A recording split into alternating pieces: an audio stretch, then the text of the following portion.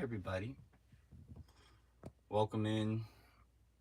I was just guided to come online, have a snack, have a chat, see how everyone's doing. So we'll just kind of wait for the crew to assemble. Whoever chooses to show today, welcome in. Maybe we need another light. Oh, there we go. As much light as possible. So it's kind of like a cool day here. Lots of rain. Hi, Sandy. Welcome in. No plan on any set discussion. Just felt guided to kind of pop on and to say hi to everybody. Grand Rising, Jenny. Hi. I got the Pop Tarts. Got some Mandaras. Might do a reading. I don't know. I just want to see how everyone's doing. There's a lot of, yeah. When it comes to doing this work, and showing up live like this, my universe says just kind of hop on and see what's going on. Especially with the collective field, because there's stuff shifting right now. I mean, what's new, right? What's new? Everything is always shifting, right? Everything is always shifting. I want you guys to command your space, okay? Command your I am. Come back into your place. Come back into your place of benevolence, into your place of love, into your place of clarity, and bring all of you back. That's been a key one. There's been a lot of like multiverse expression and a lot of us doing off-planet work and grid work and seeing into other worlds. And the biggest thing right now is to allow yourself to come all the way back to you. Okay, so I want to give you that opportunity. If you feel like you've been scattered or you've been like all over the place or all over the universe, invite yourself to come back into the body to be with the form. Because yeah, there's been a lot going on, especially as we're awakening. Yes, we're doing Pop Tarts today. We're doing Pop Tarts today. I just want to come on and share. Like I've got, my universe is like share some poetry, share some music, and I'm like, okay, all right, we're gonna do this. I guess the thing is that we're kind of having a little bit more of a less formal approach because of just the way things are going on in the world. The things that are happening. We might read some cards, but it's just more an opportunity also to see what you guys need as well, right? So if there's anything, yeah. So it was an emotional night, Holly. It was emotional for me too, and this morning is emotional. This morning's really deep. There's this. So last night in yesterday's reading, the King of Swords was coming out, and it was very prevalent last night in the energetics, that it was like our power is being restructured right now. And for the King of Swords, I always take it as masculine power. It'll take me to like it takes me to, I need to be mindful of the stories. Hold on. What's the best way to put this? Because I don't want to speak the story into existence because it's not about the story. It's not about the narrative. So there's a restructuring of power and a softening that's occurring. And especially in my own life, it was about the masculine archetype and the masculine architecture. And like really coming through and witnessing where there's still levels of like control. Also to, where power has been distorted, and it's like it's that refinement. It's interesting the way that I see it, and I'm seeing it right now, is it's like we're going through like a tumbling phase, right? So like if you imagine, I'll use an Andara for example. Hi, baby. All these like sharp ridges on the Andara, right? It's like we kind of like we wake up, we witness our creation, right? And then we start chipping off the places that are still sharp or still need to be cared for, right? Because it's like we're coming out of that phase of like the porcupine into the softening. And that porcupine energy can be very spiky. And so I found that there's this softening, but there's softened recognition of who you are as power and coming into a place of balance with who you are with the level of empowerment. Because there's been so much power distortion that's occurred for eons of time, right? That like to clear that out, it's like it's almost like a refinement process. Like it's like we have to like chip little bits off to get that smooth kind of contour, shape, texture. So we feel good. We feel good in our power, where it's not going to be coming from a place of like attack, or it's not coming from a place of too like riled up. It's nice and soft. Yep. Yeah, this morning it feels very deep and very sacred, like a mourning or a grieving. But it's like, for myself, it's there's an identity that's losing. But rumble does make sense too. Yeah, it is a tumbling. It's a tumbling. It's just smoothing out, right? It's smoothing out the texture. um and I'm feeling it this morning, right? And it's like a lot of it is, as we're showing the way for this new expression to come online for ourselves of what it is to be, beautiful and within our power. It's really, it's an opportunity for us to really like. It's like we're becoming. I'll say, I don't want to say we, because I want to speak from the I, but I speak for the we as the collective. Is we're becoming, um, more embodied fully as light, and that embodiment of light requires us, it's got a little bit more of a gentle approach, right? um, this morning it was, we're walking the star kids home, and so there's been a lot of work with the star children, a lot of work with our own inner child, and, a lot of stuff bringing the kids back, and walking the kids home, whether that's, the kids that are ready to leave, or whether it's the kids that we're bringing in, the new masters, right? The new crystalline kids. But we even have to be mindful of that word, because sometimes that can put, um, we can put too much of a burden on children, like calling them masters. um, we still want to give the kids the opportunity to be their child. Like, we don't want to just like throw them into mastery, even though they are, right? It's like we don't have to put that on them. We can just allow them to like just like play and be who they are. A lot of focus on the kids and walking our star child home, where our star child belongs. So there's been a lot of star kid work. Yeah, embracing a lot of newness. I'm hearing, yeah, Walking the Wire by Imagine Dragons, one of my favorite songs, right? And it's like, it's that, like, a part of being a fringe dweller too, and having a foot in multiple worlds, is how do you maintain and stabilize and balance, like, so if you're into shamanism, or you're in the multiverse, or you're in that universal expression, is also, how do we navigate living, a human reality, having a foot in both of those worlds? And so a part of that way shower is that we're coming forward now in, remembering how to operate the vehicle, the suit, the body in the multidimensional expression, and also how to make sure that it's like, it's very, for myself, it's supportive in the expansion of the expression of us, as we're like kind of flying through the multiverse, flying through the universes. Of course, how that multidimensionality, works with the body, but it's making sure the child feels safe in accessing its multidimensionality. That was coming through last night, um, with the support room we were in. It's kind of like a multidimensional support group, which was cool, to see, because, as we're expanding in our gifts, we need to feel safe and feel comfortable with, who we are, right? With who we are. You guys are funny. I can hear so much stuff, and it's like, we're just gonna eat Pop Tarts. We're gonna eat Pop Tarts. So yeah, it's like we're kind of finding the new way to be here. Um, Finding the new way to belong. Um, Luna, guys, the lunar gates are beautiful right now. The energy from Luna is absolutely gorgeous. And it is bringing up stuff. Once again, it is sparking, it is igniting, but the sparks are from your central nervous system. Okay. Remember that when the sparks come online, which is the ignition point of your soul light, or your higher self, or your light body, your central nervous system can kick up. There's been a lot of stuff with the lymphatic system too. So anyone that's been going through like immunosuppression, or has autoimmune disease, there's a whole like lymphatic rewrite that's occurring. And so if you look at where your immune system is held throughout your body, in your lymph nodes, you might be going through a big clearing. So for me, it's been like throat clearing. Other people are having congestion.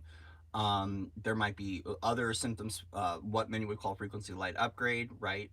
Clearing out your digestive tract, bowels, very common. with what's occurring. It's like we're getting a rewrite in our immune system right now. So as we are facing different expansive awarenesses of what's been going on in the world, right? We go through a recoding and a realignment to where our light body begins to take care of its like our light body comes online and it begins to rewrite and repair the body naturally. All we have to do is take care of it. Pulling, like, oh, interesting, in the legs, growing pains, yeah, expansion. So bone marrow, by the way, bone marrow is a part of the immune system. Hi, Suhail, nice to see you. um a part of the immune system is your bone marrow, right? So if legs have been a thing, there's been a lot of root stuff going on.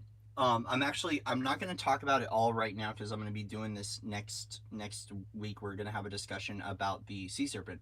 Reem talked about it. There's a few other people reporting on it, and we're going to talk about that.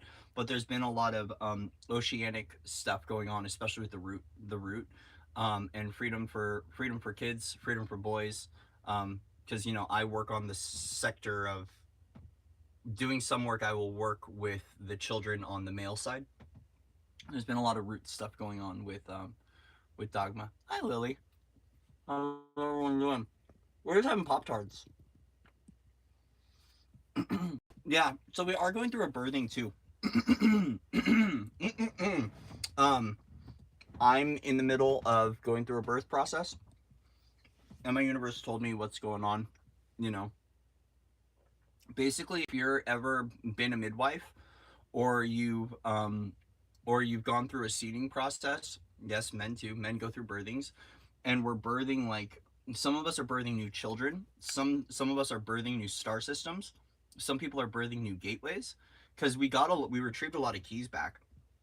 And so since we retrieved those keys, there's gateways that were shut, that are now opening up to a lot of different people. So a part of this birthing process and the cycling that's occurring is that we have to, yeah, yes,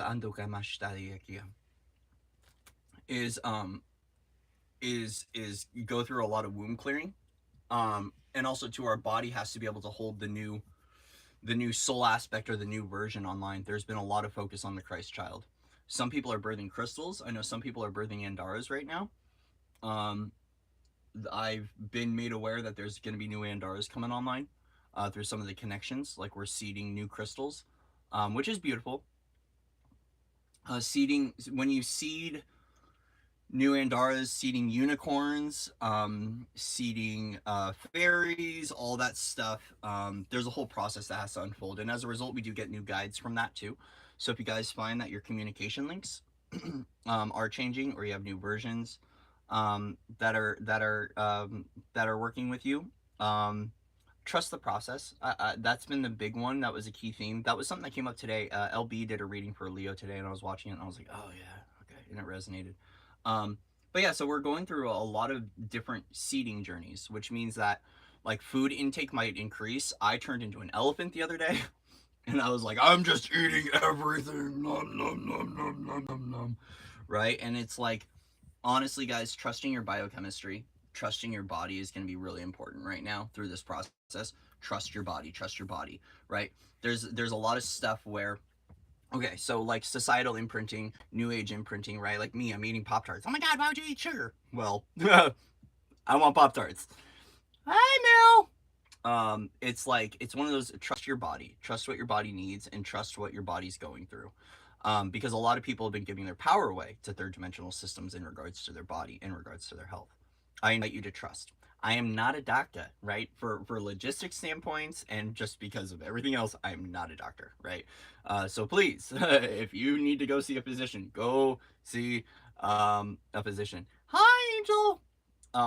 But yeah, like, trust your body's technology, because, like, your light body, your soul body, your higher self in the body is taking care of you guys. It's taking care of you. And the thing is that it can feel awkward being in this suit too. Has anyone had those mornings where you wake up and you're like, who am I? What is this thing? What are these? Why do I have these appendages? What do they do?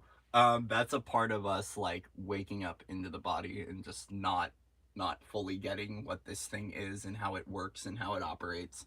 It's kind of quirky. But yeah, some people are going supernova, some people are going super galactic, some people are going more magical, right? It's like just allow the shift to take you exactly where it's taking you. Um, Especially in regards to the mystery schools too. So there's a whole lot of mystery school building going on. Mystery schools for children. If you're aware of that and you've been a part of that, thank you. Um, there's been a lot of really cool stuff going on in the sky. I ate 2 Nutty Buddies and a spoonful of peanut butter through my sleep time last night. Yo, that's so me. Where's my jar of peanut butter? Do I have it accessible? I always have a jar of peanut butter accessible. And I just like sit there with spoon bowls and just so so yeah, we're doing Pop Tarts this morning. We're doing Pop Tarts. But yeah, so there's been a lot that's been unfolding, right? And like it's really cool. Ascension School is supposed to be fun. Some of us are getting tossed around like rag dolls right now. If you're getting tossed around like a rag doll, once again, the tumbling process. You take a crystal, you put it in a tumbler, what happens? You know? You're just getting like knocked around, right? Well, it's like we're smoothing out the bumps. We're smoothing out the bumps. We're smoothing out the bumps. We're smoothing up the bumps. So yeah, lots been going on.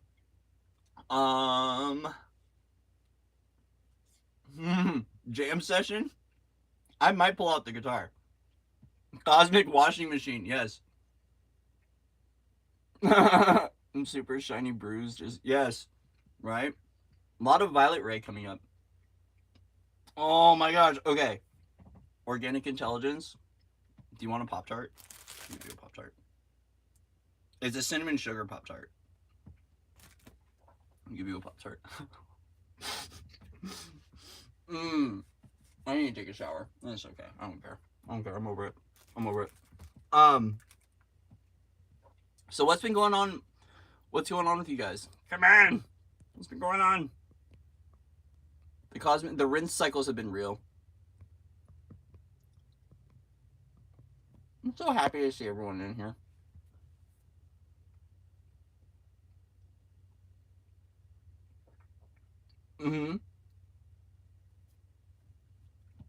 Right?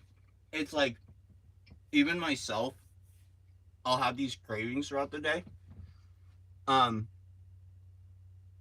there's so much to talk about with food. Okay. From the standpoint of food, there's a lot to talk about. But I recognize that there's a part of a requirement of, especially as we're expanding, to have some comfort, right?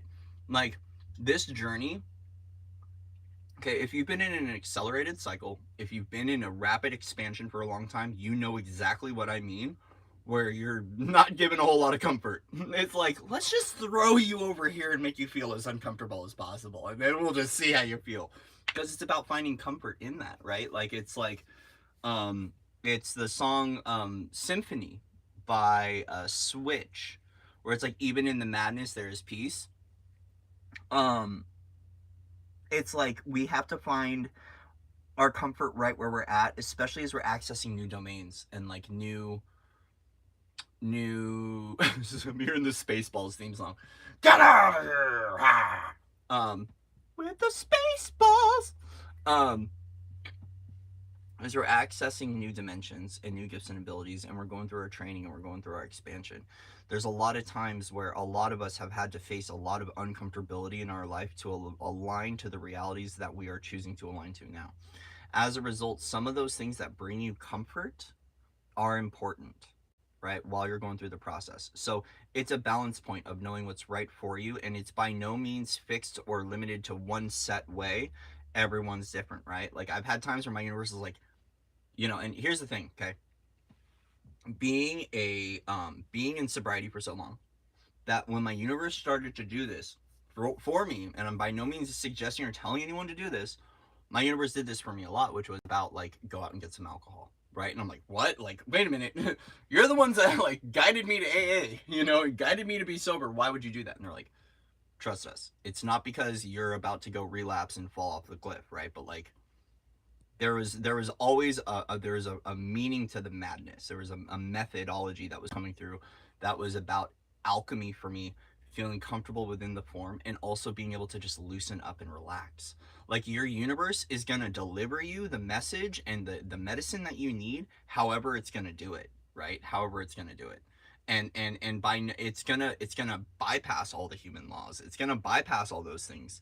And I don't want to say human law like you're breaking a law, but what I'm saying is, like, if you have an ideology or belief system like that is good or that is bad, your universe might be giving you something right now for your own wellness, right? And if it's going to be kind of like paradoxical, or like if it's going to contradict your programming, that's what's going to help to disrupt whatever is going through, especially when it comes to releasing pain, right? And so like there's sometimes where, when especially when it comes to satients, like in salients, right, is that flavonoids activate memories.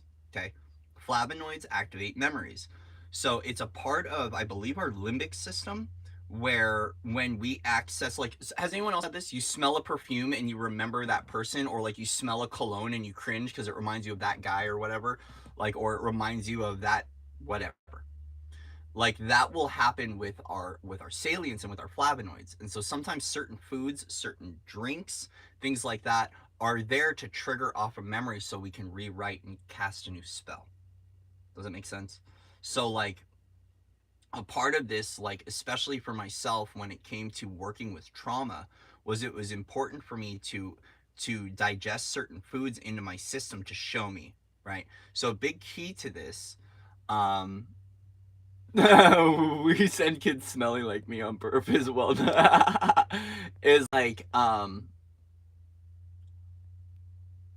just reading. I'm reading. So like a part of this, right, is that when it came to me working through my abuse and my trauma, which is really deep and it takes a while to process, is my universe would guide me to certain things to trigger off memories, right? And so especially when it came to like emotional eating, which is something I wasn't aware of. It was one of those things where my universe had brought forward, so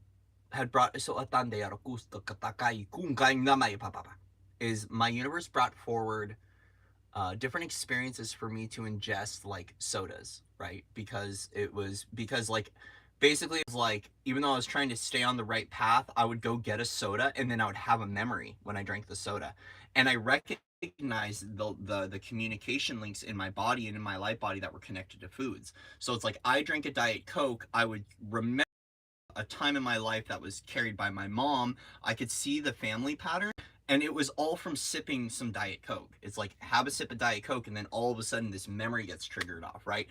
It's like basically there are a chain of events that can get unlocked through our salient and through the flavonoids and through our taste buds and through our senses, right?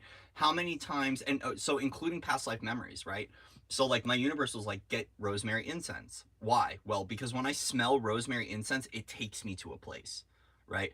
And so that's the thing, is that like it will always take us to a memory. For some people, it's tobacco, right? You smell tobacco, bam, you're taken back to Sweat Lodge, or bam, you're taken back to your medicine, right? Some people will smell a fire, right? They'll actually smell a burning they'll smell like burning wood, and they'll get taken back to a past life memory where they were burned or executed, right? And so it's like, it's one of those that it's really fascinating how much the body holds on to memory and how much it accesses our own Akashic records. So to gift yourself the opportunity to have something, right? Like, so for myself, Pop Tarts, best childhood memories with Pop Tarts, right? So it's like, it's not so much about the feeling state, but it's not so much about what it's doing for my body in regards to health routine, but it's that it's accessing a place within my senses, right? That is bringing up a mindfulness or a wellness, or it's gifting me an opportunity to feel something that I need to feel, especially in regards to comfort and support. And so yes, this is just the way I view things, right? But it's a nice way of also recognizing, because there's been so much shame and blame put on the body for eating, especially in new age, right? How many times have you seen the beautiful yoga person or whatever, the influencer that's like, you need to have a vegan diet and you need to eat all organic and stuff like that, which I'm not judging. There's a reason why that occurs, because it is healthy for our body. But the thing is that when we're breaking through cultural stigma, what our body needs to produce dopamine, to produce serotonin, or to produce a good memory, right, is whatever our body needs for the activation point. So a lot of us, like I've had moments where my universe is like, get up, go get a bottle of wine. And I'm like, what? Why would and here's the thing is a lot of people might be thinking, oh my gosh, well, you've got some sort of thing that's da, da, da, da. The great debate for that over years. But like, that's what my universe needed me to do to get my guard down, to get my heart open, right? It's like it really is about what is going to help you to be able to transcend the limitations of your own reality to come into a place of wholeness and wellness within you. Okay. And so I'm by no means advocating for anyone to go out and to go, play with their addictive behavior or to go do that. But I also recognize this isn't a selling point either. It's a part of my alchemy. Like my alchemy for my physical body structures is to go into situations and to access things that others wouldn't, because I'm figuring out how I tick and how I talk. Right? If I'm figuring out my internal mechanisms, that's a process for me, and it's a process for Corey alone. And it doesn't mean that that process is for everybody, right?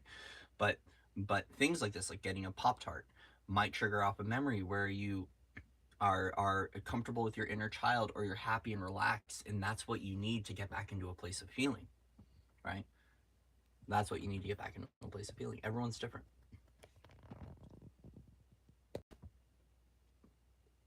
Yep. You're right, Genevieve. I love to drink while cooking. That's right. Smell wet dirt, smell of wet paint, smell of fire. Yep.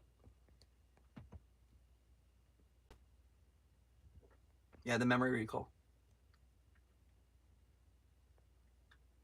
And everyone,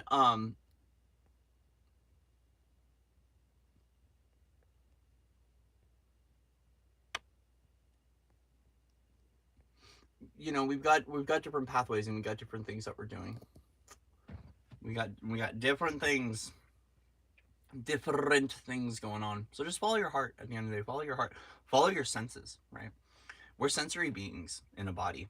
And so to activate all those senses and to come back into a place of feeling again, because there's not a lot of feelings. A lot of people want to feel on the good side of things, and they don't want to feel on the lower side of things, or like there's a spectrum. There's a spectrum of feeling. And like being able to access our feeling space is really important for us being feeling beings in a body, right? Especially some of these soul versions and the unification that's going on is that I've been noticing this today. I've been noticing how much we have created separation and divide within the community, within the country, within the countries, within the world, and just expanding that out, right? Especially when it comes to different groups, when it comes to different soul family, when it comes to different star tribes. It's been really, I noticed it, right? Like today I sat down and I was looking at, my relationship. I was looking at my relationship because I'm kind of in this relationship review right now. So I was looking at my partner, and I was looking at kind of like the gap that has been created between me and my partner. And not recently, it's just like all the belief systems that get in the way, right? It's kind of like this. Like, think about you're about to board a plane, and you come with all your luggage, and you recognize you got way too much luggage, and you're like, I need to start dumping off some of this stuff, right? That's what the gap or the dissonance is. And so a lot of this witnessing the creations right now is seeing where, like, if you have your eye open, which my eye is opening more so I can see more now, is that if you tune into what your desire or your opportunity is that you're calling forward as an experience, you can start to see the blocks, the limitations, or the obstacle course that's created, and you can start to see how it's created divide within community. You can see how it's created divide within humanity, and it's really sad. Like, it's really sad. I'm even feeling it right now. It's sad. It's sad, and it's okay that it's sad, right? That's the space of feeling. Like, and so if you yourself are feeling this divide between other people, or the divide between your family, right? Gift yourself the opportunity to feel fully the divide, because you're clearing that and bringing it all back to hope and back to unity, right? And right now it's like faith can be the only thing that exists right now in my life. Pure faith. You cannot. Yeah, so a part of denial is a river in Egypt. I'm hearing that right now. Whoever said denial is a river in Egypt, I love you. Thank you. But yeah, we've been seeing the cultural divide. We've been seeing where certain classes, certain races, right, certain sects, so sects, sects, and even a divide between male and feminine, masculine, feminine, male, female, the masculine archetypes too, witnessing that divide. It's really sad. It's really sad. It's really sad. But like we also too, here's the thing is like we can either sit there and we can cry about it, which is something that we need to do to feel, or we can do something about it, right? So a lot of this is then also too is asking yourself, where is there an opportunity for me to be able to end this division and begin creating a more unified container and a harmonious and hopeful environment for me to co-create in with other people, free of subjugation, right? Free of subjugation.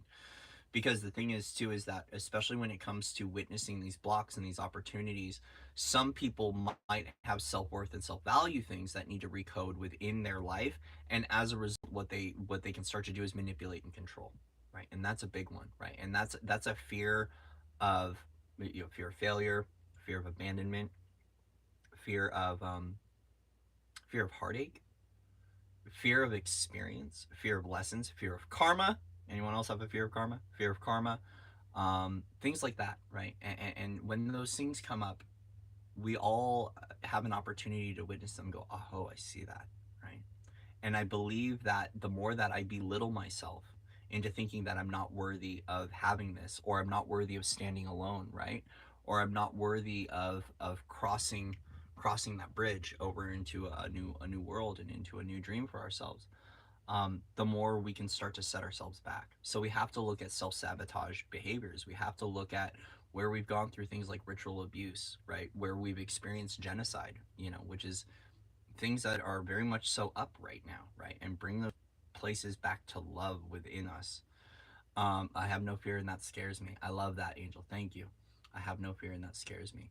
And it's like that construct of fear, as long as we witness it and we see it for what it is, especially in regards to mortality, we're gifting ourselves an opportunity to belong to a whole new vision and a whole new truth for us. And so, yes, fear of freedom too. Fear of freedom is a big one. Why? Because now you're a conscious creator, right? There's no one to blame outside of you.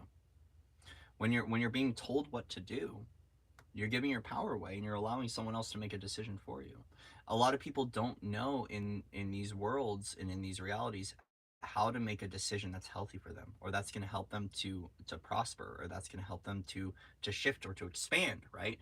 And so as a result, fear of freedom is key, because it's almost like when think about it like this: fear of the new, right? Because the new means that you've got, whew, when it comes to the fear of the new, it's a whole new experience for yourself. And as a result, sometimes the new experience can make you feel like that the old experience will return, right? And so we have to shift out that pattern of subjugation and belong to what freedom means as a conscious creator, which means that you now have to take full ownership of your reality. When you take full ownership of your reality, you've got no one to blame. You've got no one to blame. All you got is you, right? Which means now that you can no longer deflect the pain body. You can't deflect the emotions. You now have to sit with it, right? Oh man, woo! To sit with your creation, to eat your own soup. That's valuable.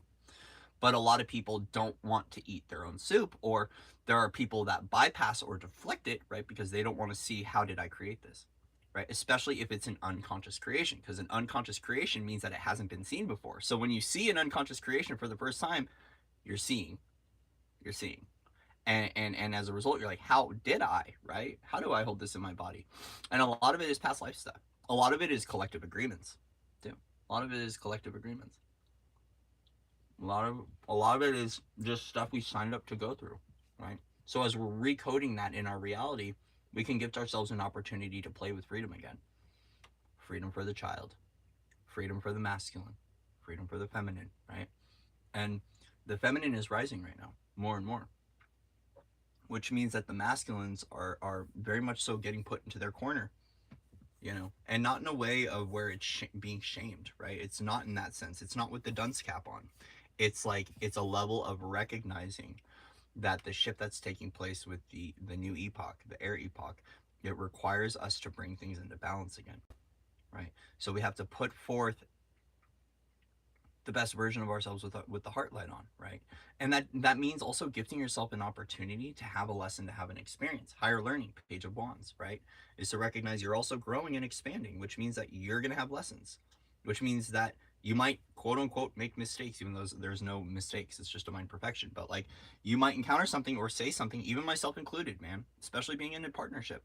Like, I say something and I'm like, oh fuck, I shouldn't have said that. Oh my god. And then I have to go and what do? I beat myself up. I beat myself up. Why? Because I'm learning how to be gentle with myself in my masculine energetics. Once again, King of Swords energy is going through a refinement. So I'm learning softly and gently how to speak more from a place of mindfulness. I'm learning where it's a refinement, guys. It's a refinement, and your wellness has to come first. When you're refining your belief systems and you're refining your relationships and you're refining your life, your wellness has to come first. Which means that, like, do I need to slow down, right? Do I need to take my time? Do I need to think before I speak? Do I need to go silent? And I'm saying silence because Angel's in here, and Angel knows me, dude. Hey, Angel knows me. She was talking to me for a while. She's like, you need to shut up, Corey. You're fucking casting horrible spells in all different directions. And I got beaten up, right? It taught me how to slow down. It taught me how to slow down. It taught me how to be mindful of the words I'm using as a creator. Because when you start to remember who you are as that high level of magic, that high level of magic is what you're speaking into creation creates forward and through you, right? Um, Sitting in shit soup. Oh my gosh, that's hilarious. Learning to forgive myself for my imperfections. I'm uniquely qualified for my destiny. Yes, love you too, Angel. Yeah, we're all uniquely qualified for what we're here to. Like, it's so funny because, like, the opportunity that was created for you was created because you hold the resume, and yet it comes to you and you're like, I'm not worthy of this. And it's like, excuse me, you wrote the resume, you wrote the creation, you wrote the boss in, you wrote all that entire thing in. That entire narrative is you. You know, and it's like, but I'm not. And it's like, yeah, you are. You're overtly qualified. You're overtly qualified. Oh, cool. When you're getting your poop in a group, it's bound to smell like poo stew when you're getting your poop in a group. I love it. Yeah, poopy diaper.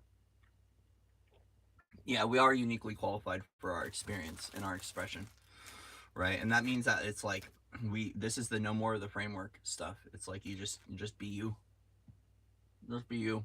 And feel worthy of being able to receive yourself and the love that you deserve as well from others, right? The care, the nurture, the respect. Um, we're all having to find common ground.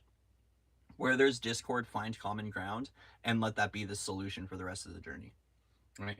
So when you're interacting with other people, okay, find a commonality, find a thread of commonality and expand on that, because we do have our differences, right? We have our differences, and we're allowed to have our differences. We're allowed to say, hey, yeah, you think differently than me, that's cool, right? Like, you have a different belief, awesome, that's great. It doesn't have to get in the way, but we can find the commonality, right? And this is where I found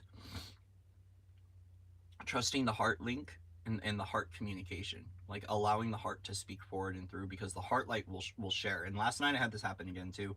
I'm just sharing a little bit of personal stuff because I know it can help someone out there.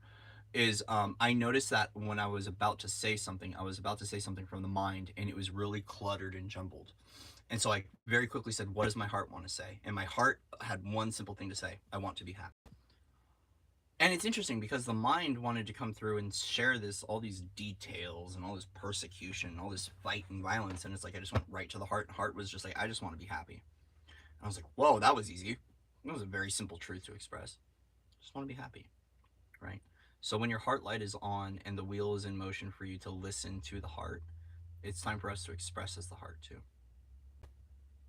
What does your heart want to say today? What does your heart want to share with the world? What does your heart want to do? Because your heart, okay, your heart is simple.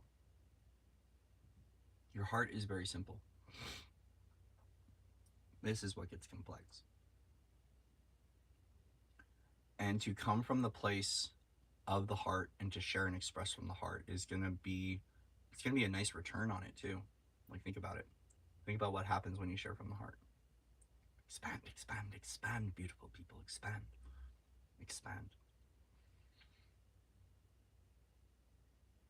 Oh, what beauty there might be in silence, right? So it's also to coming back into observational mind, right? So the heart, mind, coherence coming together, but becoming observational with your reality. It's really helpful.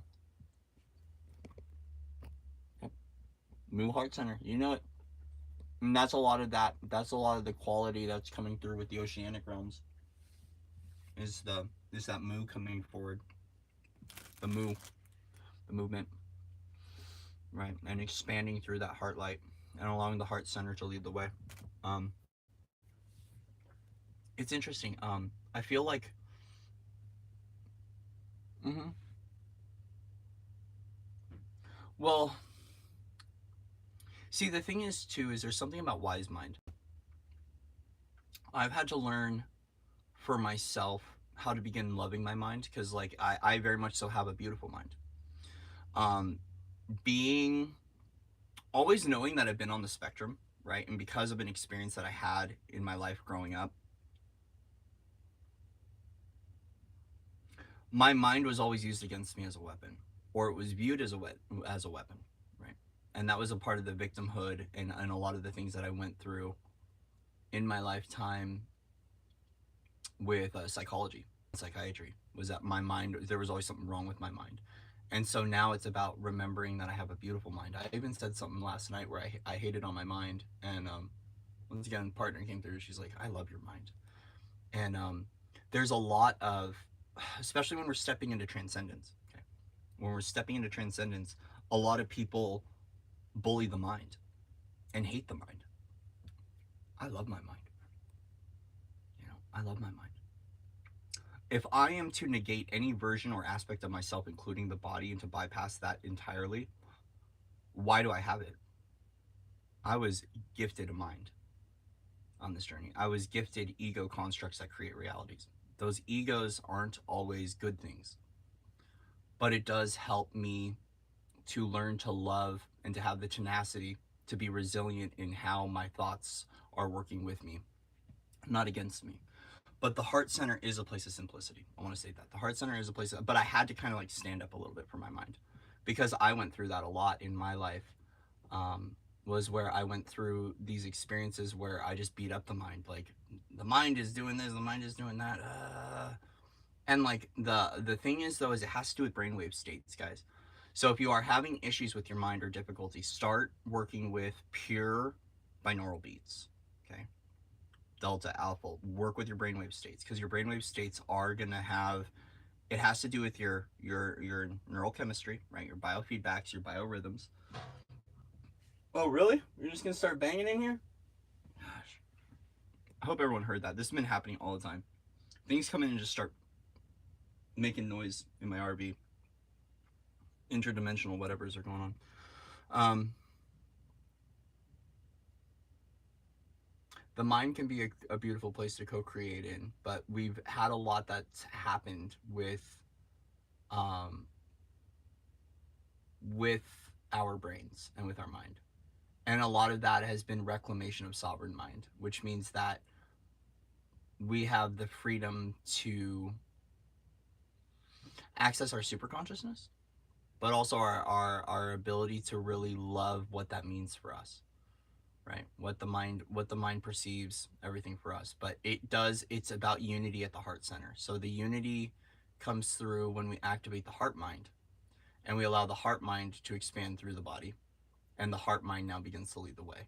So it's interesting, it's a balance point because like logic and reason have created a lot of really interesting things. They've created illusions, they've created false empires, they've created a lot of things, even myself included. I've had to go through this whole clearing, especially if you have trauma or fractalized versions of you that have been split off or separated from you. They can also split at the mind level, and then the mental body can start to create realities. And so we have to shift everything back, shift focus back to the heart. Thank you. Because we're kind of going off into that place. But it's interesting how much the mind has had a lot that's happened. But for myself, part of the rewiring that's occurring with the mind has been forgiving what's occurred and learning how to play with the mind again, like play with the mental, but also heart mind coherence. It's about heart mind coherence for all of us, because heart mind coherence is where we build this bridge here, and then we have that the loving thought, the loving thought, the loving thought. So, yep, yes, as in perfect. No, yes, yes, yes, yes. Mm. So perfect. Okay. So perfect from a logical sense can be one thing, but it's about the divine perfection. When I see the word perfect, and I don't want to debate, but I just like I feel like I want to bring this up, is that there's a thing of divine perfection, which is seeing everything through the eyes of being a witness of God, or the witness is like seeing everything through the eyes of God, meaning everything is perfect just as it is. Um, which that gives us an opportunity to allow. Once again, it depends upon belief systems, right? Because everyone, this is where our words are really important, and viewpoints and perspectives, right? Like some people might say you're weird, right? And it's like that might have a negative connotation. For other person, it might have a positive connotation. It's about the direction and the intent of the spell that you're creating and casting. So perfect sometimes can gift me an opportunity to align to refinement, but perfect itself can also give me an opportunity to allow myself to be the divine witness of God's plan, or the path of the universe, right? However you want to see it as.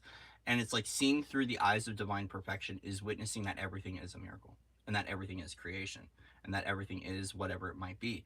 Now, a part of the that divine perfection is also witnessing that we're a part of a divine order, and a divine alignment, and that divine alignment is gifting us an opportunity to move through into a pathway of allowing. Okay. Interesting how many people just dropped off there right when we started talking about divine perfection. Um, but yeah, it's just divine alignment, right? Also too is that it's about dissolving judgment. It's about, yes, isness, the all knowing, the everything, the we are, the consciousness. It's the isness. Um, Idness is the business.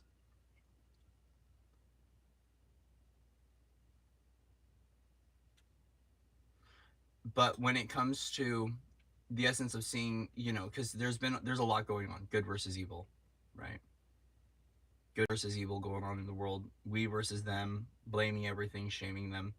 And like the eyes of God, the eyes of source light is seeing that everything is creation. If you take everything back up to source created everything, including all the stuff that we're going through right now. And it's like, how could, once again, stating that is going to bring up whatever it needs to bring up for you, right? And even myself, I have to be mindful of what I'm saying, because people get triggered, and this isn't a place of this is a place of love. But I also understand that a part of creating this container is that if it brings up healthy amounts of triggering for us to be able to shift, right, then we can begin to invite in a new opportunity to see in a different way.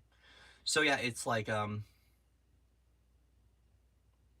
it's just about sharing your heart and sharing your truth, but also allowing your truth and your heart to expand, right? Like allowing yourself to expand beyond the limitations of what you might perceive or witness reality to be, to give yourself an opportunity. And that's been a big one for me. That's been a big key code, has been gifting myself an opportunity to see new, to be new. That's diamond light consciousness. It's what we're doing is we're doing these soul retrievals, right? As we're calling these fractals back, as we're reassembling ourselves, we're reassembling the lineages, we're reassembling our origin story, right? Is we're putting the diamond back together, right? And all these parts lead back to the whole. All these parts lead back to the one, right? And at the end of the day, like I kind of sometimes I feel like we put all the pieces back together to just recognize that it was whole just as it is, and it was perfect just as it is. And then we're like, that's it. That's all, That's all. That's all, folks. And I feel like sometimes that's part of the cosmic joke. Cosmic joke. Well, you come down here to learn all this shit to remember that you don't know anything, and then you just go. You're like, damn, that was an opportunity. But hey, we had food. We had Pop Tarts. That made the experience worth it. At least we had Pop-Tarts. Dodecahedrons, cool. Ah, thank you. I see the God in you. Yeah, we can't be too hard on ourselves. That's such a big one for me. Oh, thank you too. Um, yeah, I mean, it was last night. Um, I called back all my aspects, and my universe was like, "Hey, can we?" Yeah, we had Pop-Tarts. Um, I called back all my aspects, and I'm like, Corey, you know that you've just been like up there fighting yourself this whole time, and it was like, oh my gosh, it's like I can't believe I've been battling myself, right? Why am I fighting myself? And that's like source, right? Like imagine yourself coming back to God consciousness. Okay. So being God consciousness and then witnessing how you are literally just you're fighting yourself this entire time. You're fighting your sister, you're fighting your mother, you're fighting your brothers, you're fighting you this entire time. And it's like, man, like, geez, this narcissistic abuse is fucked up. Like, why would I do that? Right? Why would I fight myself? Like, and this is where we just observe it. We observe it and we go, oh, all right, bud. I see you. I honor you. I love you. I bless you. All is forgiven. All is healed in the light of love, truth, clarity, and abundance now. And we call that forward for these expressions of ourselves that don't want to get along, right? And bring everything back to peace. So a part of the ending the war, right, is that peacekeepers get a lot of crap. They do. We're there to hold the field of peace, right? Which means that we also have to witness our own polarities, right? So anywhere you're still playing into discord or feeling discord or you're judging, right? You have to we all have to take a moment to go, okay, how do I bring in peace? How do I bring resolution and peace and solutions to this? Like, it's conflict resolution stuff. And yes, there's interdimensional conflict resolution. We sit down on councils and we talk about things. All right, guys, let's not do this anymore. We're gonna do it right this time, right? We're here to get it right. We're here to get it right. We're here to get it right. And so we have to be mindful of those things, right? And a lot of that is that's what this experience of what 2021 is, and what's kind of like unfolding too, is we're witnessing our own creations, and where we've been playing in divide and conquer, where we've had divisive mechanisms in our own life, where we're still beating ourselves up or beating one another up. And I had a brother tell me this to me a while ago. He goes, Corey, there's a million people in this world that'd love to kick your ass. Why do you kick your own ass? Right? Like, literally, there are people that have fun doing that stuff in this world, right? I don't see them, but they have fun doing that. Why are we the ones that are beating ourselves up? Why? Yeah, Dreamtime has been nutty. I don't remember Dreamtime a whole lot right now, but there's been a lot of stuff going on, a lot of building. Ascension School is a thing.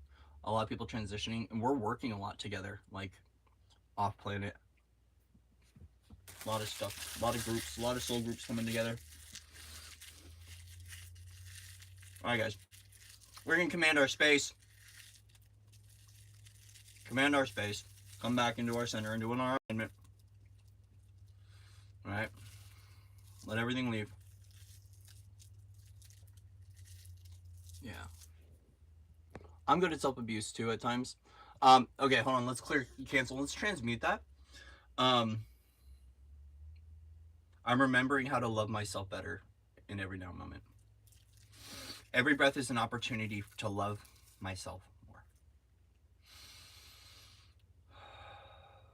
Every time I witness a discord, I bounce back into self-love. Everywhere I think that I'm falling over the edge or I'm losing stability, I come back into a deep centered love for myself and for others.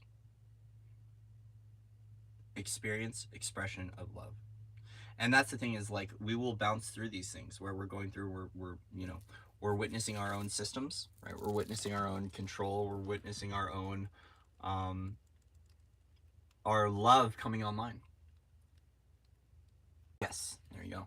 And it's like, in one of those things, it's about counteracting the spell too. So like, when I say something out loud like that, bringing it up into a higher light narrative, that's something that that Mama D taught me from the Shaman's Light, is when you're doing journaling, Like if you have a dear diary, which I have a dear diary, which is your, your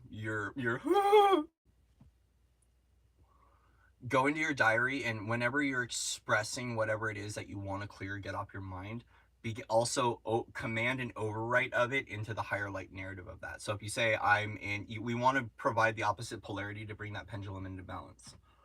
And so that's been a big one, has been as we are yeah, as we're journaling, we're doing our writing and we're doing our work, right, to also allow in the higher light of the belief system to express itself too. um Also too is as the photonic light builds up within our body, we're going to be able to witness more of our own unconsciousness. Oh, I feel like, oh, the light's coming in. I feel we're gonna have to clear soon. Um, darn it. Life is funny. Life is funny. So, guys, as we're activating more photonic light in our body, there have been moments where people can hear their subconscious more, and that's something I've had to deal with. And you're like, oh my gosh, why am I hearing all this stuff? And it's like it can get really loud. Do what you can to breathe all the way into so I've been having to do more diaphragmatic breathing down into the root to come back into the body. um and just doing what I can to like really come back to softness. Once again, binaural beats though, look at your brain waves, and bringing yourself into like delta, alpha, delta, gamma is what I work with. um Very important, very important, to work with the brainwave states to help to bring balance to that as the subconscious is kicking up. So like even myself, my universe is like, don't drink too much coffee, because when Corey's on his coffee kick, he's just like, yeah, and like the thing is that because it's like sometimes we need to be driving a smart car, sometimes we need to be in a Ferrari, right? Like, and when you're in the Ferrari, you can you can spin out pretty quickly, some people, and sometimes you need to be in the smart car, or like you need to be on the bike to slow down. So my universe will be like, hey, don't drink too much coffee, and it's just because like that much stimulant overrides the engine, and as a result, if my neurons start firing super fast, and then I'm like, it can start creating realities that you don't need to be a part of, right? So yeah, I've been switching to decaf and actually doing half and half. That's been helping for my morning routine. Because I love coffee. I love caffeine. I love sugar. But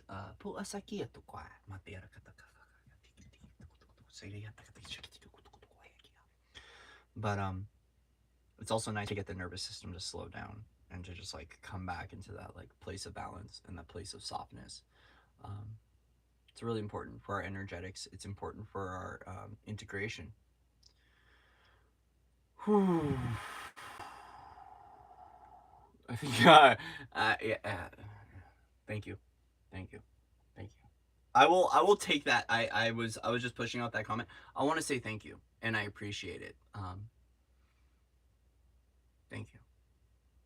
It's gotten me into trouble, and that's where I'm having to learn how to love my mind, because all of us have the ability to be able to access a lot of keys in our quantum library. And when we pull these keys up and we start to share them with the world, um, there's nothing that I have within me that you don't have within yourself. Don't sell yourself short, guys. Um, Experience is different for every person, and I just want to state that we all have our gifts and abilities, and it's just about showing up and knowing that when we just show up and release, like, get out of our own way, we can start to access our own quantum library. We can start to access our own divine knowing and where it comes from. Some people will like meditate and receive the messages from spirit. For myself, I never received that much information from spirit. It more just kind of unlocked from within me, and then when I showed up and got out of my own way, it was just expressed. It was just expressed, and the codes help. The codes help. Hi. It was fun on Soul Sister Speak. I love Sherry and Linda. Thank you. Game Crusher, that's right. Winning the game.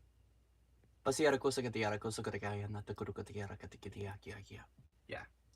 Sherry and Linda are wonderful people. I love Linda.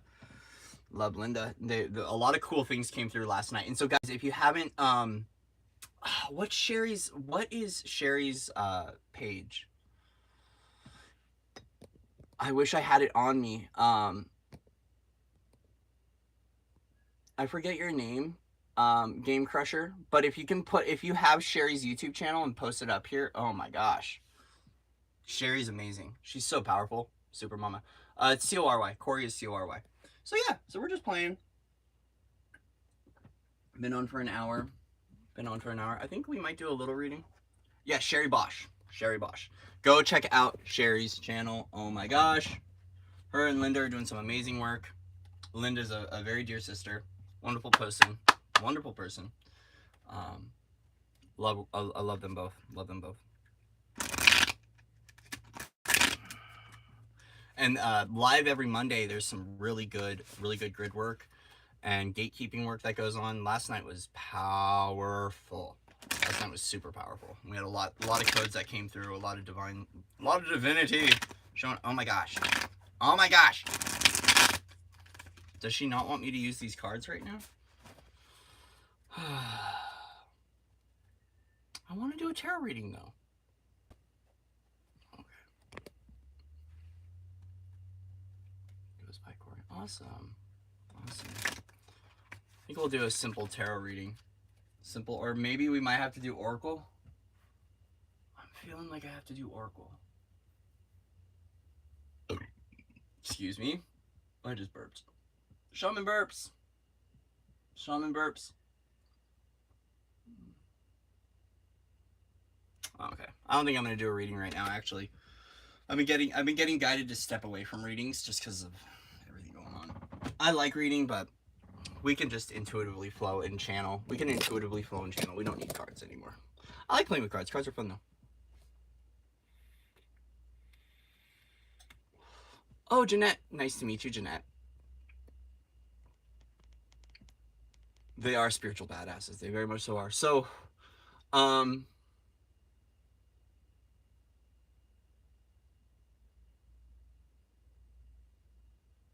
what? Oh gosh. Okay. All right. My teams are advising me to speak on something. Freedom. Ooh, man. Really? They're pushing me right now. I feel like I'm going to get a throat expansion. Freedom with our creative life force. Freedom with our sexual energy. Oh my gosh. Why are we going here? All right, we're going here. This has been a key thing that's been coming up a lot. Once there was a mission that went down a little while ago where we were working with where our energy had been harvested and siphoned in regards to our sexual life force and our creative energy. And so we've been having sparks of inspiration that have been coming online. Yeah, we're gonna have to hold a big field for this one. Thank you. I can feel it's already getting hot in here. Woo! Yeah. Okay. So this is a big one, right? And here's what I want to state really quickly. I want to preface this because it's important for me. Okay. Being a way short and being a man, we have had to, like myself in the archetypal functioning and in the architecture, I've had to witness a lot of subjugation and a lot of pain and a lot of turmoil and torment for sex and that energy and what's happened with it. Okay. There's a lot of past life stuff that occurred, a lot of partnership there that we had to clear, a lot of binding and a lot of work that was going on, where when we were having partners, or if you had multiple partners, where you were taking on energies, you were taking on traumas, you were taking on consciousness of other people, and it was getting into your body, and as a result was creating new versions of you. Okay. Big one that had to clear out. And man, it's getting hot right now because we're talking about this. Being a man and being a way shower, it's not something I talk about a lot openly. One is because it's taboo. There's been a lot of dogmatic structures that needed to clear from it. There's been a lot of really good work going on with like Lilith and a lot of the goddesses that have been helping with this energy, and so thank you. But also too is that our creative life force was getting drained, right? We were dealing with harvesting. We were dealing with all those kinds of energies that were inflicting us. And then as a result, there was a big wound that was coming up and forward for us in regards to intimacy and into our connections. So the thing is that we had to take our power back from the 12 tribes of Israel, right? Because there was a lot of stuff in dogmatic conditioning that was stating that these things were bad, right? Some of us are meant to, some of us here are meant to have kids. Like I know I have a star child. Okay. I've met my star child. I've played guitar for my star child, right? Like I know I'm meant to have a kid. Um and since I'm meant to have a child, that means that that energy, so it's like it's about how we are safely working with that energy. Okay, it's how we are safely working with that energy, but also how we can use it as a form of transmutation, as we can do it as an embodiment of self-love, as we can use it as a self-care routine, how that language is also expressed between lovers and partners, for some people friends, and some people with community. And there's still, like, the thing is it's a very kind of like sticky place to go to because it can be very distorted and you can get locked in that rabbit hole and not be able to get out.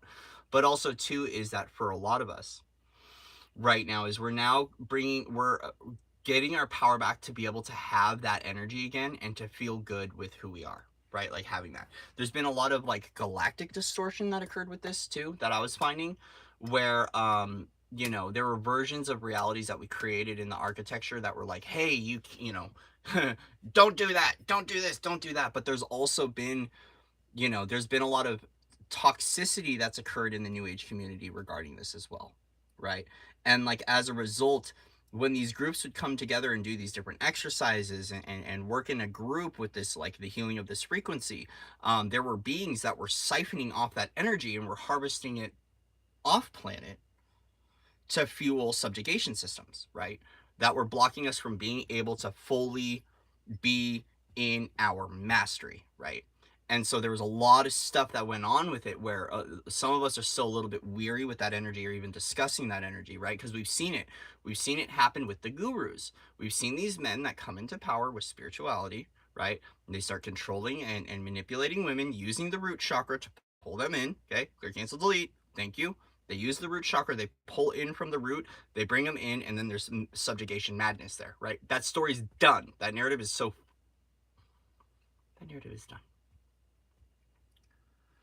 So as a result, us getting our creative life force back is that we're now, first off, learning how to intertwine it within our own modalities, right? How to breathe with that energy, how to relax with that energy, how to feel safe in that energy again, because that's a part of the experience that a lot of us as, you know, in the community, in spirituality, as higher selves have been waiting to get back to, is where we can like have partners again and not have this thing, or like we can enjoy that stuff. But you know, if you were any part of any of the work that was going on in 2020, I'm not going to go into details, but like if you've been a part of any of the freedom codes for the children, you'll know what I mean. Because there's a lot of things that we saw, and there's a lot of things we saw going on that, like, for a while we couldn't have it. We saw a lot of abuse, we saw a lot of neglect, we saw a lot of distortion ravaging with that, right? And as a result, there was a lot of controls put in place regarding that energetic. And now that it's all shifted now and we're done with that story, we can now begin to play with the forgiveness and being able to recognize that, like, it's safe for us to be in that energy. And I want to thank the feminine for holding that space for the men, because I know there was a lot of men who were doing that work, that were doing those gatekeeping roles, that were doing those shamanic journeys, that were going to those places, that were helping the kids, right? Where we couldn't, where that it was like, it was almost a no place to go there, right? And so just thank you. I mean, I too am awkward talking about it, and I know that I'm going to be called to step forward and talk about it more. Right now I'm still a little iffy on talking about it because of what's going on, especially when it comes to, you know, cult stuff, right? There's a lot of men that use that energetic to control women, right? There's a lot of it's been used, it's been usurped. There's been a lot of stuff that's gone on with it, and I'm still healing my trauma from it, right? So maybe a part of this is to just recognize that I still have some trauma that exists in regards to sexuality, and that stuff is shifting in every now and moment, and we'll just leave it there because I don't want to go on with it anymore.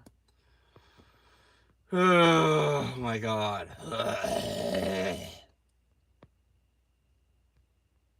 Yeah, I have, yeah, we got children on the way.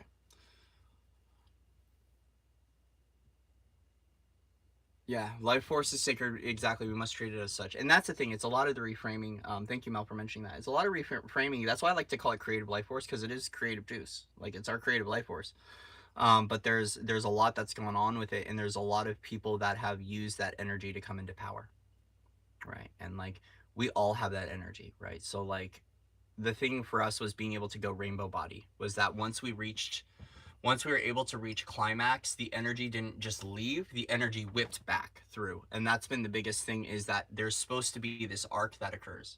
Um, um, Brother Alexander has been talking about that with us, is like how it's meant to be, is we're supposed to be able to go rainbow body once we reach completion, right? So it's like, the energy wasn't supposed to leave and dissipate and go off into the atmosphere. The energy was meant to come back into arc back within the body, and we're supposed to cycle it through the chakra system. And that was the thing, was that there was still energetic connection points where it would go and it would siphon off, right? And so that's been a key one. And even for ourselves, right? Like in dream time, if you wake up and you know that there's been some sort of like, because there is tantric training schools that occur up in Ascension School, that a lot of the goddesses and mystery schools have opened up for us. So thank you to those that are up there that are teaching that to us right now. Is that there was a lot of times where we'd wake up and you'd feel that, and you're like, oh my gosh, like, is that like looshing or whatever? Always tune in and ask your guidance. You know, you want to make sure that you've got a clean route, that all your doors are closed in your root and your sacral, right? That you're not allowing people into those access points. You also want to clear all the karmic binds, cords, and tethers and agreements at the root chakra level for other people to access it. You want to work with purifying that, because it is sacred technology. But that has been a thing, is like waking up and feeling the energy and being like, oh my gosh, like, why is this energy here, right? And it's like, well, it's because you're going through a training, but also you're helping to dissolve a lot of the dogmatic conditioning that will happen at the fifth dimensional level. Because once we wake up to 5D, right, Christ consciousness, this is where we encounter a lot of the Christ distortions. This is where we encounter the tribes of Israel. This is where we encounter all of these things. This is where we meet Lilith and we do the Adam and Eve work and all the Eden stuff, right? It's like the 5D and the fifth dimensional landscape has so much that we have to go through and filter out to get to this sixth dimension, right? Like, yeah, the third dimension has a lot. The fourth dimension has a lot, but like the fifth dimension also has a lot for us to clear, right? And so as a result, like, this is where we start to express with these energies and play with these energies, but like also to recognize that like sex sells, guys. And so this is the other reason why I don't want to talk about it, is because we see it, right? We see it. It's like, oh, I'm New Earth, and then we start to see, like, all you have to do is go on Instagram and find what the New Age community has done, which is great. Freedom of expression of the body is beautiful, and I bow to it, but we also have to recognize that there's been a lot of distortion that's been kept alive from it too. So now that we're clearing out that polarity, we're coming back into balance within ourselves, right? Is to recognize, because man, that was a triggery one for me to push through, is that and I feel like it's different for men than it is women as well too. I feel like right now is that there's a lot more support with that energetic with women, and with self-esteem, and with like sexual abuse and sexual trauma with women, than there are men. um with men, it's been more shamed, right? If a man goes to talk to a woman about it, it could come across as creepy. There's so much that is encountered with that, right? And with like with access with such easy access to things like pornography on the internet, right? And if you've been diagnosed with something and you've got stuff with dopamine and the dopamine withdrawal and all that, it's like it's one of those where we don't talk. There's not enough resources for men to discuss it, right? Because it's also, if you are a wounded veteran in any way, shape, or form, whether this is interdimensionally, whether it's actually a wound, that energy can help with releasing a lot of trauma from your life. And that's where I put it forward that it would be nice to see more male more opportunities and support for men to find out how their sexuality can help them to face their traumas and to clear it, especially with a partner, right? Because that level of intimacy is a lot of the reason why men keep wars alive, and it's separation from mom, separation from the feminine. And what happens is when I started to work with the goddess archetypes and the mother archetypes, is the mothers and the goddesses were the ones that were coming around and were gifting myself the opportunity to find out how my sexual expression can help me to shift out my traumas, right? Because at the end of the day, we need to get the body as relaxed and open as possible to release the trauma, right? Think about it. It's like Maslow's hierarchy of needs. This is what it takes me to, because I love Maslow's hierarchy of needs.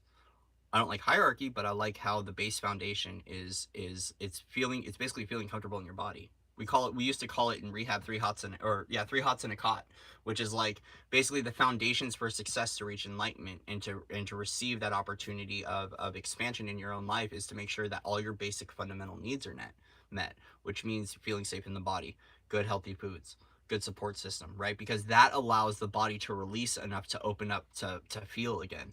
A lot of the traumas that have been encountered across the world, and it's not just in men, but I am speaking about men here, a lot of those traumas require us to feel safe in the body and to open up to express what's going on emotionally, because a lot of the male patterning is that I feel trauma and I react to trauma rather than feeling into trauma.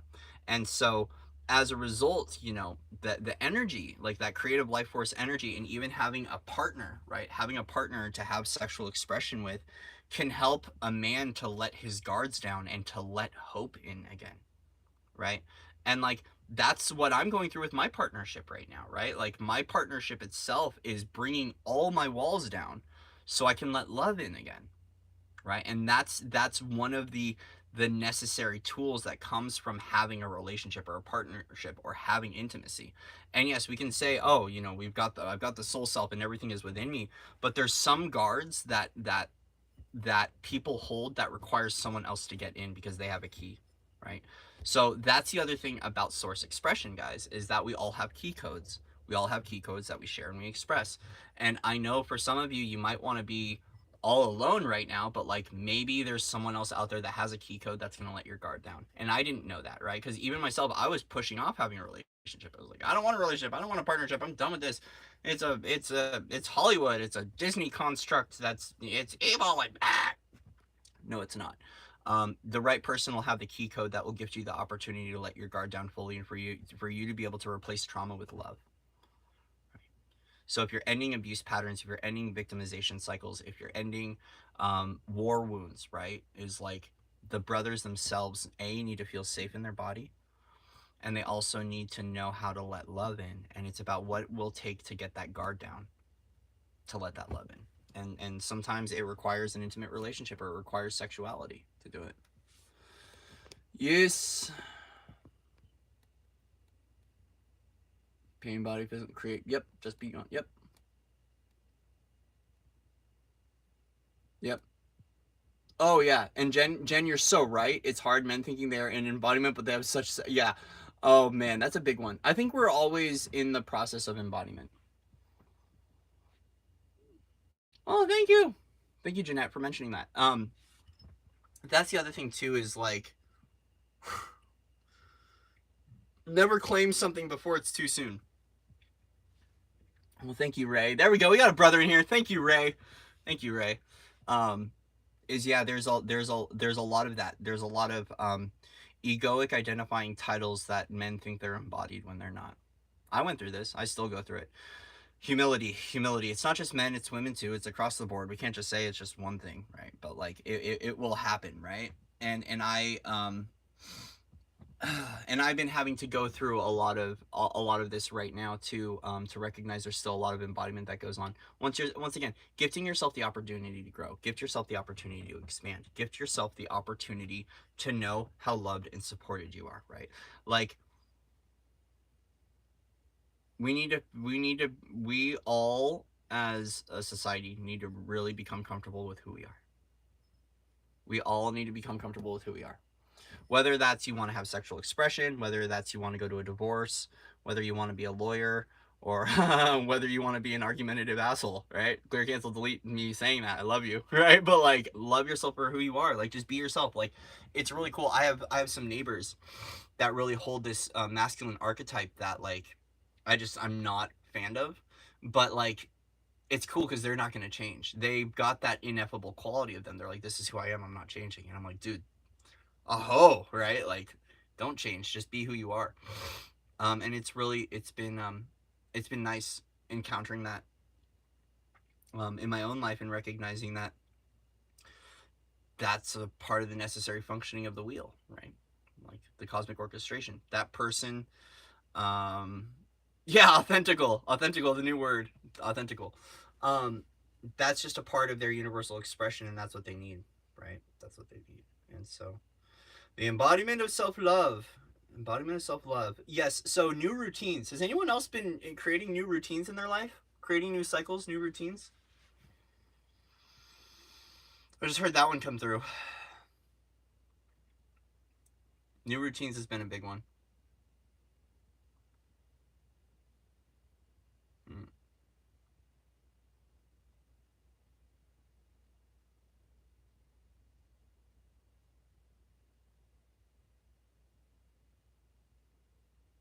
Going through the suffering energy. Oh my gosh. Okay. All right.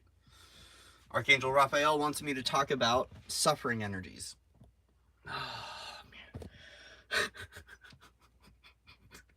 They're pushing me today. Yes. Yes. I'm grateful for you, Ray. You've been here for a while, brother, and like you hold a very dear place in my heart. I just want to say that, Ray. I got a lot of love for you, okay? Ray's been coming around for a while, and every time I see your name, I just my heart just lights up. I just want to say I love you, bud. I love you. So yeah, I guess we're gonna talk about suffering energies. Suffering. I don't even know where to begin with this because they're like, we want you to talk about suffering, and now I'm like, oh my gosh. All right, suffering. What do we have to bring through with suffering? Yesterday. Okay, I'll start with this so we can laugh about it. Yesterday, my teams are like, Corey, look at yourself. And I closed my eye and I looked up and I had another version of me that was literally writing out sacred mathematics that was calculating my self-worth. And I was laughing. I was like, oh my gosh, I have this like quantum engineer version of me that is literally sitting down doing math, writing out a formula of my self-worth and self-value. Um, suffering, it has to do with pain, guys. It has to do with emotional pain, and it has to do with our emotional well-being. The reason suffering exists is because we've been holding on to an emotion that we need to unlock and to clear from our lives, right? It's something in regards to the pain body, and it's something that we all have to push through. We also have to look at where everything still resembles suffering in our own lives, and we have to begin taking our power back from it. So for example, myself, this RV on many different levels has represented suffering. So I was like, oh my gosh, I just need to get rid of the RV. And my universe was like, no, you don't. You need to take your power back from that storyline and that narrative. So then I consciously chose to come into the RV and to look at everywhere that represents suffering in my life, right? Or that I've been in denial, whatever, and I call it forward and I bring everything back, right? And like and there are people, here's the thing, that there are people that are very materialistically well off that are suffering. There are people that are living in severe lack consciousness that are suffering, right? So it's not about material suffering, but it's about witnessing the wound and the poison within ourselves that keeps that dramatic structure alive. Okay. How do we fully step into thriving in our own lives? And what does thriving mean to you? Because it's more than just money, right? It's more than just money, because there's been a lot of control in regards to the archaic systems and beliefs in regards to money, right? And that's all ending now. It's all ending. But we have to look at where we have the limitations and the perceptions of suffering, which means that you're making your life harder than it needs to be. If you are making your life harder than it needs to be, how can you get out of your own way today and allow the light in, or allow God in, or to trust your source and to trust divine timing, right? Because suffering might not always be So sometimes suffering can be witnessed because of divine timing. So the thing is that if you're here to learn patience right now, which is, gosh, that's my big one. I'm here learning patience right now, and because they say patience is a virtue, it might be witness that I'm going without or whatever, and it's like, no, my universe is teaching me how to trust, right? So we have to have faith, but right, faith without works is dead. It's the embodiment. Walk it like you talk it. So how can we have a deeper, profound faith in our heart today and walk in that faith? Right? Walk in that faith, walk as that faith, walk belonging to faith. Pineapple! Yay! Pineapple! Pineapple. So a lot of this is like, look at your reality and look at everything that represents suffering and command that energy back from that, right? Because that's something that I've noticed in my own life, is that especially when it comes to object consciousness, and I'll speak of object consciousness as basically focusing on the external reality, is that when it comes to your grid work, your external reality, or the materials or the things you choose to have around you, can have a representation in your life of something, can have a meaning. Not everything has to have a meaning, guys, so please don't spin out on the neurotic Corey's mind stuff, right? um but everything can have a representation of suffering in your reality, and I invite you to start looking at those things and begin playing with how that represents it, or calling your energy back and reframing it from a place of thriving, right? So sometimes people will hold on to too many belongings because they have a hunter-gatherers programs. They have like a hunters-gatherer program where they, like hoarders, right, that will hold on to things, right? And like materially they have a lot of things, but it's coming from a place of suffering. It comes from lack. And so if people are holding on to things because of lack, right, that's one reason why. But the hunter gatherers thing is another thing where it's like, it's the I will never have enough, right? Which is like, it's interesting because that's a part of the creative expression that we're all dealing with resources, right? Has anyone gone into the grocery store lately and seen that like the shelves are empty? Like, that's all coming from this. That's the oh shit handle, right? So the oh shit handle in the car, you know, the little handle that they have above the window, we call that the oh shit handle. That's the root lock. That's the clench, right? That's the clench, because yeah, we're going through a lot right now. We're going through a lot in the world, but a lot of people are holding on to that. Oh my gosh, I'm not going to have anything, so I'm going to hold on, right? And it's like, as a result, right? Like, us as a collective of humanity can go, wait a minute, we have unlimited resources, right? I believe in a universe that is abundant and that is thriving and that cares about me. So how can we transcend those limitations and belief systems and begin inviting us in a new opportunity where those resources are flowing in abundant, right? And we just open up the floodgates. Open up the floodgates. The suffering energy has been a big collective repair that's been going on. And that was talked about last night in Sherry's live stream. So and that was something that was clearing off the collective, was the energy of suffering, right? Which was creating these pockets of limitation where within the grid work we were finding that things weren't as abundant as they wanted to be, right? But hope is here, and we won. We won. The suffering's no more, right? So we have to completely detach ourselves from that, especially in our vertical structures. So in the vertical rod, we have to disconnect from the energies of suffering, and we just have to like lay those lines down and just say no more, right? And just I'm seeing everything kind of fall as we're unplugging people from the suffering narrative. Um, Also, suffering can create a lot of attachment. It can create a lot of dependency and codependency, right? And so as a result, we're looking at the energy of being separated from source, right? So what we want to do is we want to come back within the body, and we want to repair our connections to suffering to come back into a place of thriving and abundance in connection point with our own source light consciousness, right? Which is basically gifting ourselves the opportunity to fill up with that light of love again, and the light of soul, the light of knowing. But also to be able to witness our perceived limitations and to let them go. Let them go. Let them go. Right. So also too is like, what will happen for a lot of people as they're going through their polar shift with suffering is that you might go without because you're meant to find gratitude in other things, right? Like, so sometimes, so let's look at it.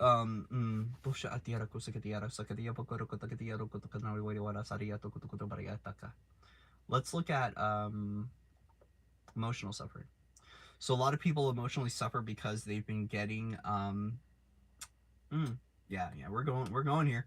Some people deal with emotional suffering because they still get attention for it, right? Temper tantrums.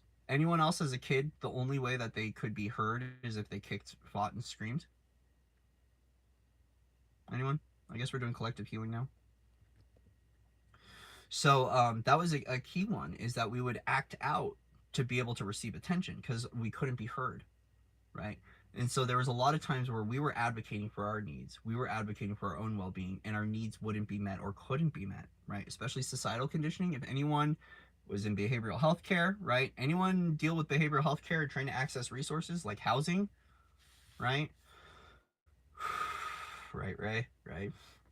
Anyone try to access housing, food, medicine, things like that?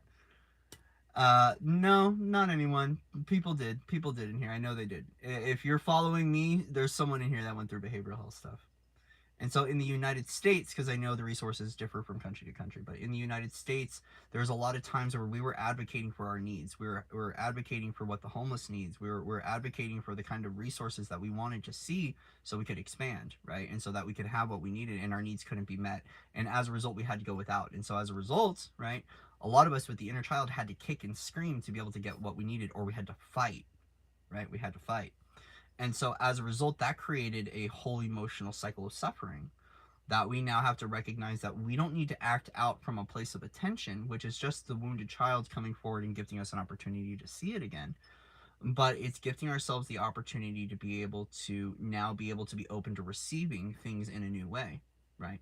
And so sometimes this is about receiving healing. It's receiving love. It's receiving the transmutation of the pain body, right? It's receiving the transmutation of all this stuff.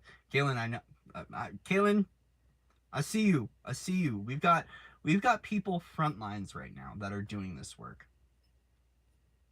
That are doing this work, like with the behavioral health system, and meaning that they're there and they multidimensionally over soul level are doing the work and are facilitating and shifting us so we can open up those resources again so we can be able to receive what we need to receive, especially in regards to the retreat center and the healing centers that everyone's here.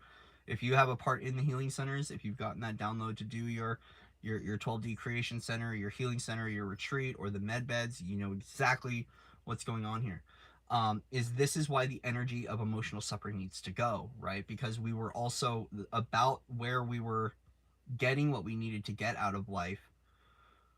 There's things that we needed to act upon. So I'm actually being shown Martin Luther King right now and Malcolm X, right? Which means that the power of standing up and speaking your truth is important. And those guys were way showers in their own right. But I'm seeing Martin Luther King right now in my third eye. And I want to state that he was a revolutionary in what he did. But as a result, though, too, is that he did come from a place of having to speak up and get loud because no one else would listen. So that energy of emotional suffering when it regards our alchemy and our transmutation also has some really beautiful narratives associated with it. So we don't want to attach everything to something nasty in regards to emotional suffering, but we also have to recognize that as a collective we're here to reach a completion of that cycle, right? Even coming back to JFK, right? Oh no, I speak my truth and what happens, right? 33rd parallel shit. If you've ever had to do any work on the 33rd parallel and you've been involved in those Kennedy lines, you know exactly what I'm talking about with JFK. Okay? Such a beautiful man with JFK and Robert Kennedy. Right, such beautiful people and what they had to express is that, and I guess we went there because of MLK, but maybe we need to shift out of it, just trust the process. Is that there's a lot of people that had the power to speak up for humanity that weren't for a really long time. That's another part of suffering, right? Is like is not sharing your own truth and sharing your own value because of fear of like exile or exodus, right? There's a lot of people that have been persecuted and been thrown out into the jungle, right, for sharing their truth authentically with the world. And right now it's very important. Here, tickle tickle tickle. Whoever's tickling me, stop it. I'm just kidding. um, is that yeah, X marks the spot. Is that there's a lot of people that didn't completely share and open up to share their truth with the world because of those narratives, right? And especially in the 33rd parallel. If you've ever worked the 33rd parallel, you know exactly what I mean, right? Go out to Houston, go where JFK was shot. Um, yeah, Those are big lines. Those are big ones, right? So it's really important for us, especially with our own well-being, to be able to voice our truth with the world, right? And like, your opinion matters, your voice matters, right?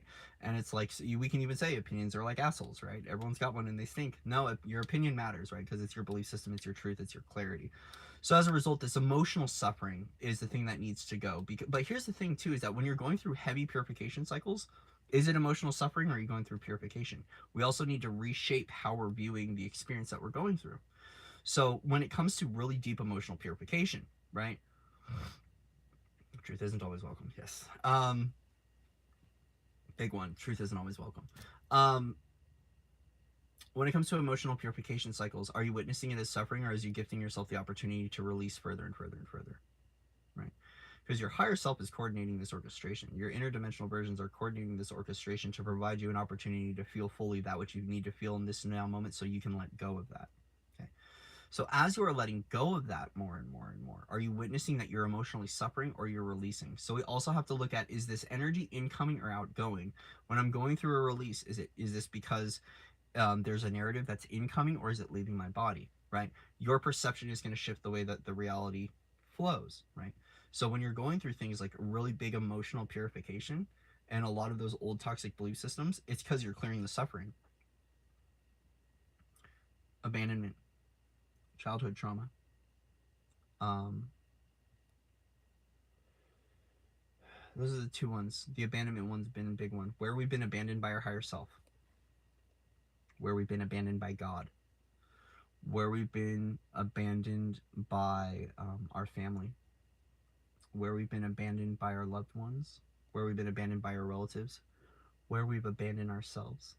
Where we neglected our own emotional well-being. Where we have been putting ourselves in situations that were abusive because we believe that that's what love was. Where we perceived the sadistic or the masochistic form of love, where love had rules, where love had control, where love created realities that cease to exist right now.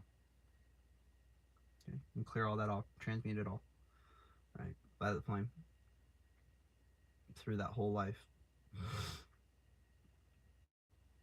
The abandonment one has been a big one. Yep, snuffed out to keep the peace. Oh yes, we snuff it out, snuff it out. Yeah, the suffering one has been a big one. The abandonment one has been a big one. But here's the thing: as long as you don't abandon yourself and abandon your own well-being, you can never be abandoned.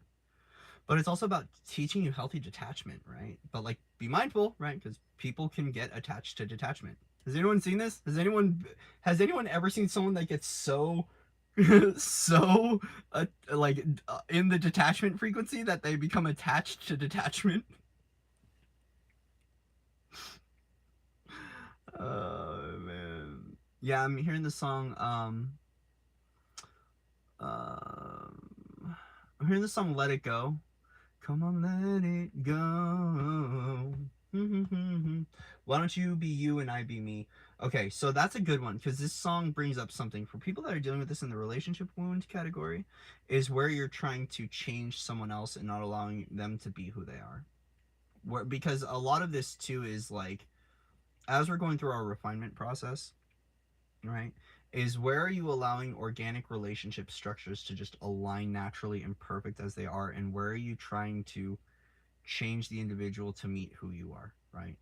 So like, if there's a template, right, if there's a template and you're trying to fit someone into a box, like, a rose is meant to be a rose, a feather is meant to be a feather.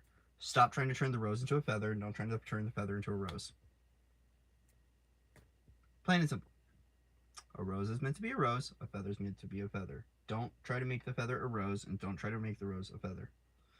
And that's something that happens a lot with the energy of suffering, is the belief that I will not be able to fully receive love or whatever in my life. And so as a result, I have to change this person. A lot of us have either, like, so here's the thing. A lot of us have been watered down in our lives too. A lot of people, when we showed up in our shine, the glow got dimmed. We would call that gaslighting, right? Or whatever. Our shine was dimmed. And so as a result, this unconscious patterning can exist and can be created, uncreated from our reality, based upon knowing that we're welcome just as we are, right? Nirvana, come as you are. Just come as you are. Just be you. Just be you and allow the reality to fill in the expression of you. Allow the reality to fill in the expression of you, or to work around the expression of you. And this is where that sovereign truth and the no more to the old is really important, because as long as we are consciously sharing our sovereign truth just as we are, the reality will shift in that expression naturally, right? And yeah, you will face fears, you will face a lot of different things, even ridicule or backlash, right, from other people, because your light is triggering off programming. Your light is going to trigger off a lot of stuff. So as a result, just stay in your light, stay in your truth, stay in your clarity, and the rest will just fall. It will just fall. It will just fall. Yeah, overwatering or underwatering expectations of growth. Yep. Yes, or pushing for our own needs. This is good. Good conversations, people. Good conversations. We're snuffing out some stuff today. Snuffing out some stuff. All right. All right. Yeah, realizations. Yeah, no problem, brother. No problem. Yeah, there's a lot of nurture coming through for the masculine too.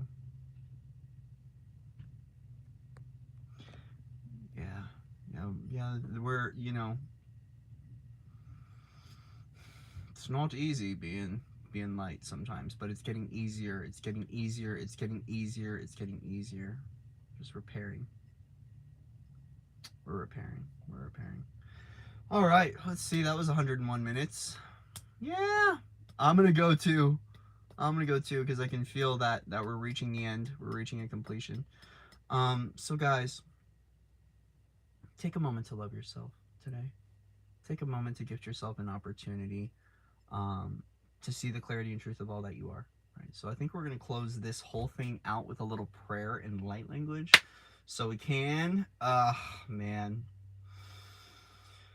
I want to thank everyone for showing up for these messages today. I want to thank my guidance for the ability to be the divine witness and divine neutrality of this message. Right? I surrender all old versions of myself today, forevermore, into the light of oneness and into the divine love that I deserve. Right? We've all earned the right to be the keepers of our soul, the keepers of our light, the keepers of our truth, and the guardians of our own divinity. I request full assistance from our teams and guardians of the light to assist us today in being able to facilitate the expansion of our soul light intelligence and to come back into the deep heart of who we are. High heart, open, open, open, open. So as we cleanse this space and we clear off any old pathways or old timelines, I want to give you the opportunity to fully mend your relationship with the divine, to mend your relationship with the mother, to mend your relationship with the father, and the deep intrinsic love that you have with yourself and with your inner child. I bless you, I honor you, I thank you. So let's just go ahead and we're going to close out all doorways, all windows, all peepholes, all portals, all gateways. And we're just going to welcome in and seal the field in the golden light of love and truth. The angels are with you, carrying you today, and may you find your expression of your angelic tone, of your galactic tone, of your elemental tone, of your God and Goddess tone to express through you today. So allow your eternal source spark to come back online as we reignite the white flame within all of us, purifying ourselves and purifying our belief systems and purifying our central column today. I thank you, I honor you, I bless you, I love you, I bow and honor you all. Love everybody. We're signing off. We're gonna go do the do and be the bee and do the thing. Tuesdays with Corey tonight. I will update the group. I'm not sure tonight. I'm not sure. But guys, keep playing. Stay soft, stay beautiful, stay kind. I love you guys. Yeah, no problem. Doing a lot of rewrites right now. Thank you guys. I love you. I appreciate you. Links will be in the description box for everything. And I'll see you guys soon.